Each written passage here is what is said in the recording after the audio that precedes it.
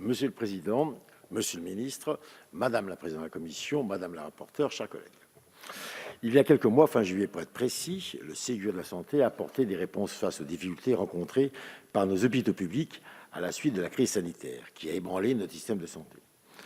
Après la signature des accords, ce ne sont pas moins de 8 milliards d'euros qui ont été mobilisés dans le PLFSS pour revaloriser les métiers des établissements de santé et les EHPAD publics, ainsi que pour renforcer l'attractivité de l'hôpital public. Ces premières mesures financières ont été une bouffée d'oxygène pour l'ensemble des acteurs publics et un geste politique fort. Aujourd'hui, à travers la proposition de notre collègue Stéphanie Rist, nous sommes amenés à débattre, d'une part, des engagements organisationnels non financiers du Ségur, d'autre part, des propositions de notre rapporteur pour améliorer le fonctionnement de l'hôpital public. Or, notre système de santé repose sur 3 piliers. L'hôpital public, cette PPL s'y consacre, la santé salariée ou gérée par des ESPIC, établissements ou structures privées à but non lucratif, et enfin la médecine libérale avec ses établissements privés et ses professionnels libéraux exerçant dans nos villes et nos campagnes. C'est donc avec cette vision universaliste qui promeut la convergence des 3 systèmes d'activité que le groupe MoDem aborde ce texte. Nous voulons favoriser la mixité des modes d'exercice, intégrant l'ensemble des établissements de santé, qu'ils soient publics, associatifs ou privés, des hôpitaux de proximité et enfin de tous les acteurs libéraux. C'est dans l'esprit du travail qui nous animait depuis le début de cette législature, autour de ce que nous avons appelé « Ma santé 2022 ».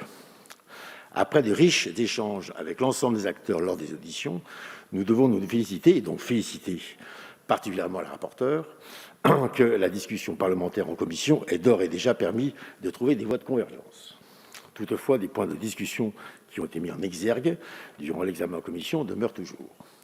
Je pense notamment à l'article 1 et l'article 7. Si nous saluons le travail de réécriture de Madame la rapporteure sur l'article 1er, nous pensons que c'est à notre Assemblée de se saisir de cette question à travers une mission flash. C'est une initiative parlementaire, c'est bien effectivement que le Parlement fasse des propositions. C'est dans ce sens que j'ai fait une demande à notre présidente de cette mission flash, qu'elle soit active lors de notre prochain bureau de commission. J'ai bon espoir d'être entendu. Quant à l'article 7, la proposition de réécriture adoptée en commission continue à nous interroger.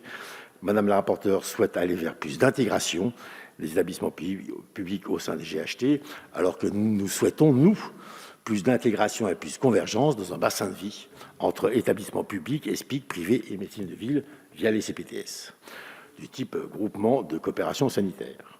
Il nous apparaît en effet essentiel de renforcer les liens entre tous les acteurs du système de santé afin de leur donner des perspectives à long terme. La crise que nous traversons nous conforte dans cette analyse et je remercie Monsieur le Ministre de l'avoir précisé il y a quelques instants. Nous pensons qu'il est utile, voire nécessaire, de construire des ponts et des passerelles entre tous les acteurs, quel que soit leur mode d'exercice. C'est pourquoi notre groupe portera des amendements qui ouvrent l'hôpital public vers ses partenaires.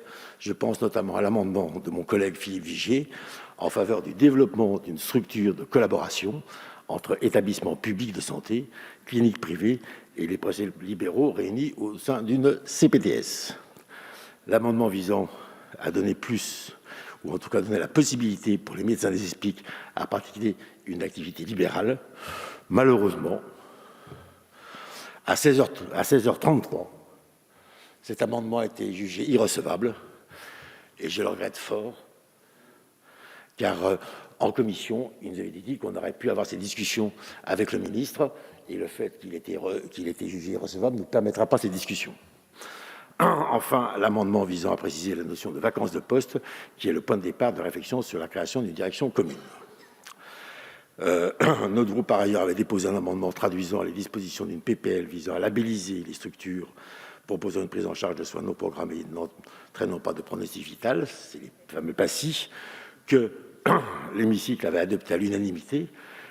Malheureusement, là encore, cet amendement a été jugé irrecevable par les services de la séance, et on se demande bien pourquoi.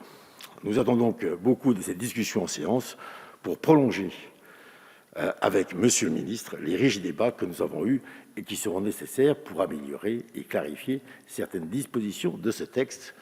Bon travail et je vous remercie.